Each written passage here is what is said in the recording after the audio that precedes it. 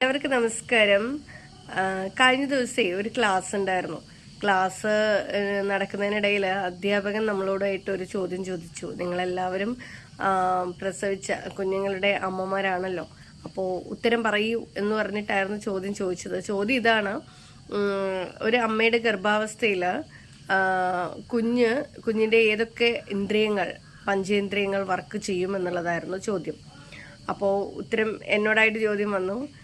ഞാൻ സത്യം പറഞ്ഞു കഴിഞ്ഞാൽ ആകെ കൂടെ കൺഫ്യൂഷനായി. ഏതൊക്കെ എന്ന് ചോദിച്ചപ്പം നമ്മളും ആകെ ഒരു ടെൻഷൻ. രണ്ട് പ്രസവിച്ചെങ്കിലും ഉത്തരം കറക്റ്റായിട്ട് പറയാനായിട്ട് മൂക്ക് എന്നൊക്കെ ഞാനിങ്ങനെ ശ്വസിക്കുമായിരിക്കും എന്നുള്ള രീതിയിലൊക്കെ ഇങ്ങനെ പറഞ്ഞു. അപ്പം ആൾ ചിരിച്ചു. അങ്ങനെ ഒത്തിരി ആളുകളോട് ചോദിച്ചു. ആർക്കും കറക്റ്റായിട്ടുള്ള ഒരു ഉത്തരമൊന്നും, ചിലർ ചെവി എന്നൊക്കെ പറഞ്ഞു, പക്ഷേ ഉത്തരം വേറെ പല മൂക്ക്, നാക്കെന്നൊന്നും പറഞ്ഞില്ലെങ്കിലും പല പല ഉത്തരങ്ങൾ വന്നു.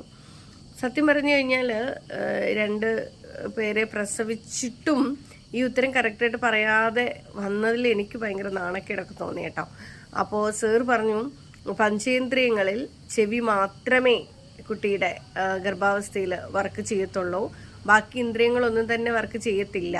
അത് പുറത്ത് വന്നതിന് ശേഷം മാത്രമാണ് ആദ്യമായിട്ട് ശ്വസിക്കാൻ തുടങ്ങുന്നതും കണ്ണ് തുറക്കുന്നതും ഒക്കെ. അപ്പോൾ ഈ കാര്യങ്ങളെങ്കിലും നിങ്ങൾ അറ്റ്ലീസ്റ്റ് അറിയണം എന്നൊക്കെയുള്ള രീതിയിൽ പറഞ്ഞു. ശരിയല്ലേ? നമ്മൾ ഇതൊക്കെ നമ്മൾ ഇപ്പം എന്നെ പോലത്തെ എത്ര മണ്ടത്തിമാരുണ്ട് എന്ന് എനിക്കറിയില്ല.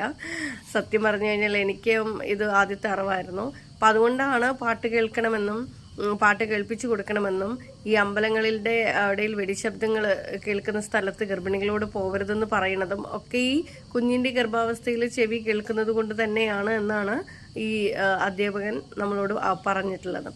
അപ്പോൾ എനിക്കൊരു പുതിയ അറിവായിരുന്നു. ആ ഒരു അറിവ് നിങ്ങളുമായിട്ട് ഞാൻ ഷെയർ ചെയ്തു എന്ന് മാത്രം. അപ്പോൾ എല്ലാവർക്കും നല്ലൊരു ദിവസമാവട്ടെ എന്ന് ആശംസിക്കുന്നു. താങ്ക്